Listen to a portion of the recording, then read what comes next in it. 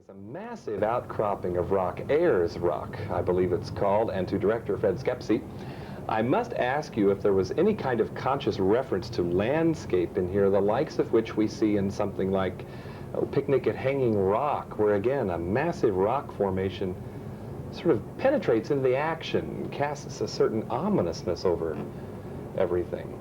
Well, Ayers Rock, you know, it's the largest monolith in the world, I think, and as such, and being the actual dead center of Australia, it carries with it some incredible mystique for us. But it's also a sacred site for Aboriginals, so it has a lot of that kind of history connected with it. And it does, you know, those things always tend to, don't they? You know, if you go somewhere that's geographically extraordinary, you tend to feel a force coming from that. Well, with John Ford and Monument Valley, it was basically a healthy one somehow, but with this rock outcropping...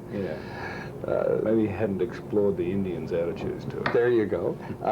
For those of us who see relatively few films made in Australia or by Australians, it is... That's a pity. How can we... Indeed. It seems interesting, though, that two of the best, and this is one of the best, would have this emphasis on this giant rock structure towering over the picture. You cut to it all the time. What are you up to there? Well, it's just where the event took place. And it's holding the mystery of what happened, isn't it? I mean, there are things we will never know. I mean, we believe we understand what's happened, you know, because if you know anything about the digestive system of a dingo, which is like a coyote, you'd know there'd be no remains of anything that it ate. I'm sorry to be so grisly. And you know, that its lairs were in the rock, and there are Aboriginal legends in relation to dingoes in the rock and all that sort of stuff. So, I mean, it does hold a mystery. And it's, actually I don't cut to it that much. It just has an impact when I do. Seems like it, yeah. Always effectively, too. Last time we spoke, we talked a lot about landscape. In a movie as different as plenty. You must have jumped at this, because landscape does seem to be one of your prime priorities in filmmaking. It's the setting, you know, it's the background. I always think that, you know, what happens, where something happens, has a great impact on what happens. And I'm sure, you know, that such an intimate tragedy wouldn't have had an impact on a public if it hadn't happened at somewhere as mystical as Ayers Rock. Now, like all of us, as a filmmaker and person of the media, did you also inwardly wince, as did I, so many times during the movie when we see our brethren, our counterparts, so distorting and so manipulating and so ultimately destroying two people, as they do? Yeah. Well, I hope, you know, I think that's very relevant here as well. You know, I don't think it's an Australian story. I think it's a story for every country in the world. And it's what's happening with the media, and the public are demanding it to give these potted pieces of information in very short and exciting bursts, so that we don't have to put in too much effort. And in Australia, did the Chamberlain family, did they suffer rather less privacy and respect for privacy than they might have here? Are there differences in how laws protect people in those countries? No. From the media, no. Nobody gets away with that, do they? I mean, good heavens, you have people running in with the police. Right. I mean, you have investigative journalists, I've seen 60 Minutes do it, bursting into buildings on their own investigations. You know, I think it's out of hand. Was there something in the national conscience, though, in Australia that made this tragedy, and it is a tragedy, even more abhorrent? Maybe they had never seen the likes of this before, this almost hysterical situation.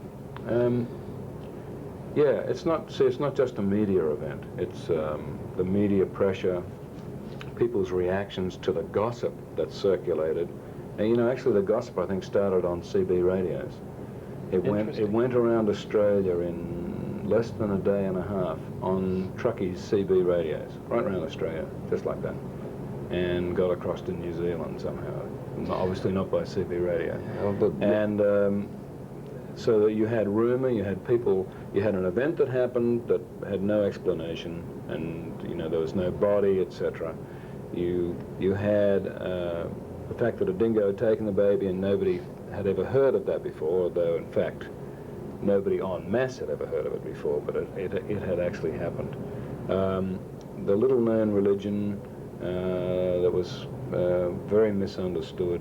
You had police who were criticised at an inquest, forensic science department that was criticised at an inquest, and the government, which was just about to build a major complex in this tourist area, who were very sensitive to this issue. All of those things combined to distort information and bring special pressure to resolve the case in a satisfying way. Is it fair of me to ask you if there is any doubt in your mind about the innocence or guilt of these two people? No doubt whatsoever. In the film, did you, however, want to project enough ambiguity or ambivalence? I did not. I wanted to show how people could have got the misapprehension, but I did not want there to be any misapprehension. The final notice we see on the film, that's a very recent event, right? The exoneration? 1 month ago, yes. Would you tell me about how that happened, how you heard about it, and how you got it onto the film so quickly? Well, there was a 9-month inquiry into what had happened and how these people had been found guilty, when clearly the information was inadequate. Where, I'm talking about the evidence now, not media information. And after that inquiry, they were pardoned. But the pardon was like a sop. The Northern Territory, which was the state government, said they could do nothing other than pardon. But the people were still criminals and still subject to all the limitations of being a criminal. And they wanted to be exonerated. And they had to pass a special law in the state parliament. And then when they did that, they tried another 1.5 years delaying tactics. But finally, 3 judges of the Northern Territory Court of Appeals, after examining all the evidence again in a 6-month period, plus new evidence, exonerated them. Congratulations on a compelling, thought-provoking film. Thank you. Fred Schepisi, he's the director of A Cry in the Dark. We're together here in New York City. I'm John Tibbetts for KCTV5.